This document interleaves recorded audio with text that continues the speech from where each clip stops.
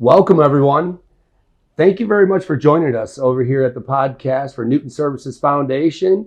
Mind your business. And we've got Tara Stephenson with us today, and we're going to explore a few things about the ticket to work and inclusivity. So, I think some of the things that we do on this podcast is we try to explore for business owners and candidates why it's so important and why we endeavored into this nonprofit. I think it's super important that we have everyone's version of what they do inside of our organization and what the ticket to work means to them. So I guess I would just start out by asking a little bit about you and why you joined the team and what kind of makes you tick. Great. Thank you, Ron. I am the case manager at Newton Services Foundation. I oversee the job developers, the case flow, make sure everything's going well with the communication between them and the ticket holders, who we refer to as the beneficiaries.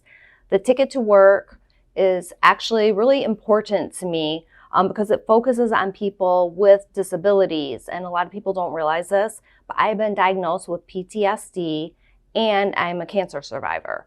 So I've been out of the workforce for about 20 years, and Ron gave me the opportunity to come back in and be part of this nonprofit and part of his team, which has been huge for me. Considering what I deal with day to day, I was nervous to go back to work. So I truly believe that inclusivity creates a sense of belonging and community. That's something that was missing in my life. And diversity improves team innovations. Individuals with disabilities, they bring incredible value to the workforce. Absolutely. Because in their daily lives, they experience a lot of barriers. So they're very creative at how to get around problems. And that translates over into the workforce, into businesses. It becomes a great asset for them. Yeah, absolutely. Over time, when we started the staffing company, we would see that people were challenged by certain barriers to employment, but we never identified it to some type of disability.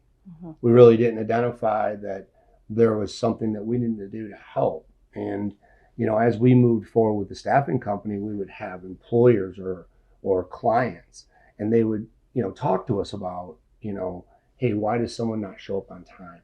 Or why do they have a bad attitude? Or what's going on in their life? And what I realized over time is that we realize that people are dealing with something. We all are. So in all of our daily lives, there's a different component to what do we need to break through that barrier. And some people work really well by themselves. Some people work really well with people.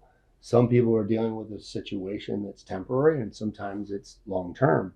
And I think what this program did is really make me realize that there are not one size fits all. Right? That we all have to have a different angle on what we're doing here on this world. What motivates us, what makes us tick. And this program was created, and I've said it a million times, it was created to help with taxpayers. It was help to drive down cost of doing business, but really what it was there to do is help individuals. And I think that's the key is how do we lift people out of where they're at today and give them confidence enough to be part of the workforce again and build self-reliance and do some of those things. And I think for me, I just like to have a little more insight of where you come from on that. Right. Yes, inclusivity and diversion go hand in hand, and diversity. The employment opportunities are vast, and we do have a shrinking workforce in this day and age due to aging population, low birth rates. Women are leaving the workforce at record numbers. Wow. So long COVID comes into play, which is now also a disability. And there's a lot of that we're dealing with. Post-pandemic is actually a great opportunity for persons with disabilities to get out there and find work. There's a lot of remote work, work from home, hybrid work, which helps these people who suffer from anxiety, mobility issues, PTSD. There's a lot of others out there who can benefit, especially veterans who unfortunately suffer from PTSD and mobility issues. Absolutely. They can find the opportunity to do hybrid work, maybe part in office, part at home, or strictly working from home, which is a huge opportunity. Hiring people with disabilities is great for employers because they have lower turnover rate. They have lots of ideas outside of the box. They're used to facing barriers. Right. They uplift the workforce, and actually it helps avoid a toxic workforce, which, as you know, is just poisonous to your company in general. Absolutely. So there's so many upsides. Employers can get tax credits. One is the work opportunity tax credit, the WOTC it's referred to, and a disability tax credit. That's for persons with blindness or hearing disabilities. If the company has to acquire special equipment, they can get reimbursement on that. Beautiful. So beautiful. I mean, a lot of times there's a stereotype. What I've realized over time is, if you talk to an employer, their first thing they think about is, well, I don't want to bring on my work environment into an unsafe environment. I don't want someone to get hurt, or I don't want someone to make fun of someone because maybe there's a visual disability. And what's happened over time for me, being part of a couple committees, it's allowed me to realize that those are just fake barriers, right? Those are barriers that we come up with in our mind. We talk to employers, well, no, I wouldn't be interested in hiring somebody with a disability.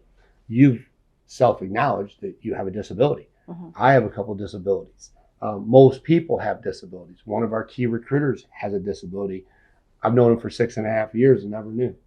Right. So I think a lot of times we build this up in our mind, what these disabilities are, and really what they are is we're just people. Right. And we have something that causes us a barrier. And I think the more we uncover the disability to show the abilities, the more we have a chance to actually place people in the marketplace. And I think, our audience needs to understand these are building blocks. Sometimes we're going to job carve to find that spot. So maybe somebody has autism and they don't want to work with someone, but they're really good at staying focused on a task. That's a job that we can look at. And so if you're an employer listening today, it might be an opportunity where you say, I have this tough job description. It pays well. It's a good job for our organization, but we have to find someone that has to be able to do that task over and over and over and do it at a high level. There's people can do that, right? And we've heard of those situations in our entire life. And sometimes we just haven't had an opportunity to be able to be compassionate, be sympathetic to what they're going through, and then not treat them like a charity case, not put them back on some type of assistance, but actually help individuals become more employable, more value. Because one of our past folks is, how do we encourage people to enter into the job force if they've been out a couple of years? And how do we get better globally? What's that look like? How do we get better globally? Right. As a company, as a state, as a country, what does that look like? I think what that looks like is just really starting in your own backyard, which is what we're doing.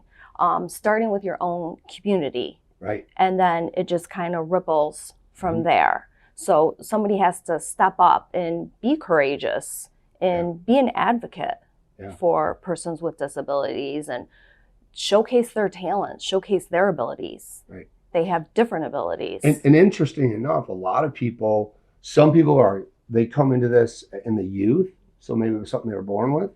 Some people, it's a life-changing event. They went to the military, they came home and they have PTSD. Or they came home and they lost a limb. Now they're dealing with a whole other set of barriers that maybe we don't recognize. Maybe we're not compassionate to. But they're there and we can break those down. And what about the spouses that, how about a spouse that if we can help a family put the unit back together and teach them a trade or bring them through some type of soft skill training, that now they're more employable and now the whole family feels better about everything. Like you said, it starts locally, starts in our backyard. We get involved with youth, we get involved with young adults, we get involved with people from 18 to 64. And how do we make that our breeding ground to get that more global? And that's the question. We're still asking that question, right? We're still asking it every day in the office. How do we help more people? How do we get it more global? And sometimes you want to kind of eat the whole elephant at one time. All we're asking is employers to be open-minded, keep listening to our podcast, and just really start to embrace the idea of letting us come in and talk about what we do to make inclusivity more of a thing for their organization. Right. And then taking it from the top down and getting employees involved and getting their co-management involved and their middle management involved and seeing more success overall so people feel like they're part of something. Right. So I think how do we engage Newton? I think that's the one thing. How do we engage Newton? I think we're going to leave a lot of information behind. I think we're going to have fun putting out information. I think you're really good, in the office about sharing ideas with our job developers and talking about compliance with this program. And I think it's always good to be part of this podcast. Is this program is highly regulated for us. Mm-hmm. So the community has to know that we go through approvals, we go through audits, we go through suitability for each of our job developers, which means our people are out in the marketplace knowing that they've been through a background, they've been through credit, they've been through a driving record. And we're putting people in place that really have had to be onboarded and they've had to be vetted so that those individuals that are in that situation can trust that we've got their best heart putting forward, and also that we can make a difference for them. Sure. Right. And so I just want to thank you for coming on today. I think it's been a great time with you. I'd love to have you back because I think there's more information you wanted to share today. And I'd love to have you back at another podcast just to share more of that information. Sounds good, Ron. Thank you, Tara. Thank you.